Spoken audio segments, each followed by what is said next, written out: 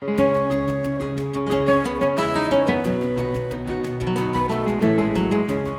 this season of Destination Earth, Akane and I head to the southern United States to get a jump on summer.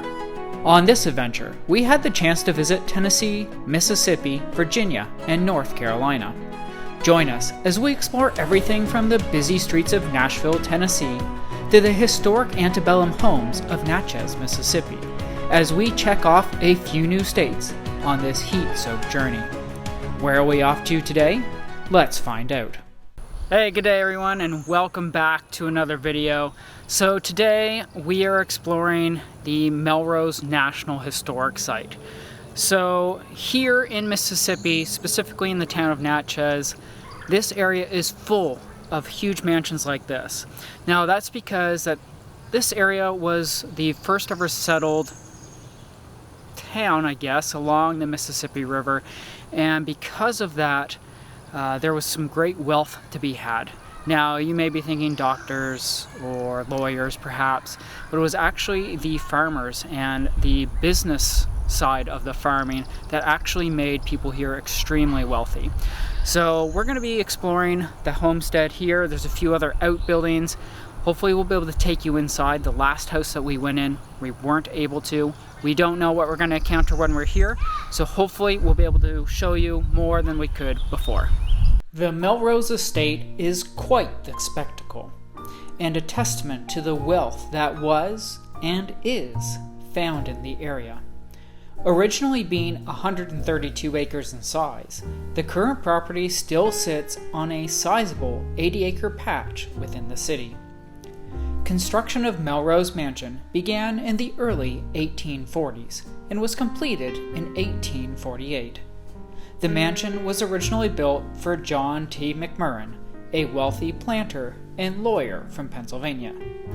As a young man, he moved to the area in 1825 at the age of 24 years old, after the intrigue of a big payday crossed his ears, as the South was becoming known as the land of opportunity. In fact, at the time, there were more millionaires in Natchez per capita than any other place in the country. Now, you may be wondering what spurred this massive amount of wealth in the area. Well, the answer is simple: cotton. They say cotton was king. It was as if it was white gold from the 1920s to the 1950s. The owners of these plantations, like John McMurran, wouldn't actually be involved in the business as much. Instead, they would hire out the planning and physical work to others, often referred to as overseers. Most of the time, the owners would live far away from the farms and fields, and closer to town to be where the action was, and to have access to all the local amenities, and to be involved in community events to showcase their status, or to make acquaintances with those who had much greater reach than themselves. While in the area, John met his wife, Mary Louisa, the daughter of the Chief Justice, Edward Turner, who was the Supreme Court Justice of Mississippi. Being the first of its kind in the state, he was one of the most wealthy and influential men in the South. To give you a sense of his wealth, as a wedding gift, he gifted the couple their own plantation across the river in Louisiana, a house located downtown, and access to 35 to 40 slaves to serve their home and run the estate. Being a successful businessman himself, John McMurran took this plantation and built on it, working hard and smart to increase his wealth.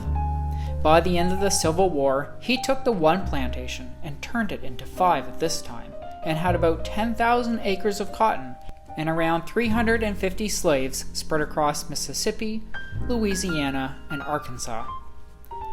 Despite the success of the plantations, John spent most of his time in town focused on his law practice and smoozing with other elites. Moving into the 16,600 square foot Melrose estate, John and his wife created a self-sufficient homestead. Large vegetable gardens, orchards with a vast variety of fruit trees, including Mary Louisa's famous fig trees. Outbuildings spread out around the ground served different functions. A large kitchen building was supplied, allowing slaves to make extravagant meals without having any of the heat associated with the process being funneled into the main house. In the buildings across from it, the dairy and laundry services could be found. Above these, the slave quarters for those working inside the main house. They would be required to work or be available to work 24/7. When needed, the McMurrins would ring bells located around the house, which would chime outdoors. 4 were upstairs and 3 were downstairs, meaning that the wealthy homeowners didn't need to go far to beckon for aid, as they had a bell in almost every room of the house. As in high-end hotels today, the role of the servants was to perform duties without being seen. Guests and family members would lounge and enjoy particular sections of the home and gardens, allowing the workers to perform their duties in other spaces. At this time, 10 slaves worked inside the house, and another 15 to 20 worked on the grounds, taking care of the many animals.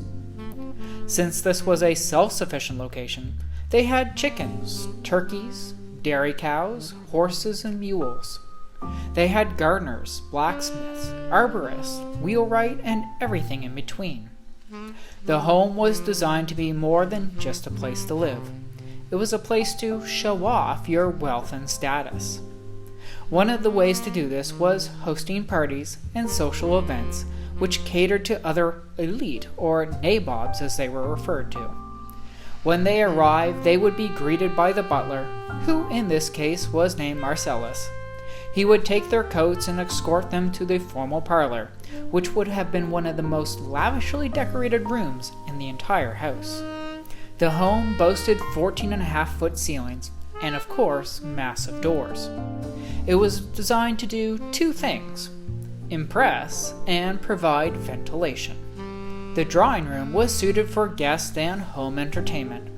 Mrs. McMurran was often found at the piano bench. This was then attached to the family parlor and then to the gentleman's parlor at the back. The gentleman's parlor was also referred to as the smoking parlor, or the library as well.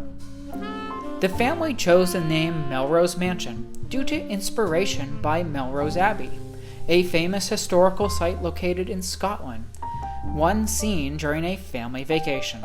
The large space upstairs was the living area for the family. This is where things could be more relaxed and not socializing or trying to impress. From here, they could open the doors at the front and back of the home to the porches to allow light to come in and circulate the air. Although the McMurrins lived a luxurious and relatively trouble-free life, not everything was all sunshine and rainbows. During the Civil War, like many other wealthy planters, the McMurrins faced significant challenges. The war disrupted the region's economy, and Melrose Mansion was temporarily repurposed as a Union Army headquarters and hospital.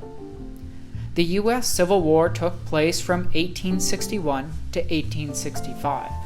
It was a significant conflict fought between the northern states, known as the Union, and the southern states, known as the Confederacy. The war primarily arose due to issues surrounding slavery, states' rights, and regional tensions. The war ended with the surrender of the Confederate forces in 1865, marking a crucial moment in American history and leading to the abolishment of slavery in the United States. After the war, John McMurran resumed his legal practice and continued his involvements in public life. John McMurran passed away on December 9, 1883.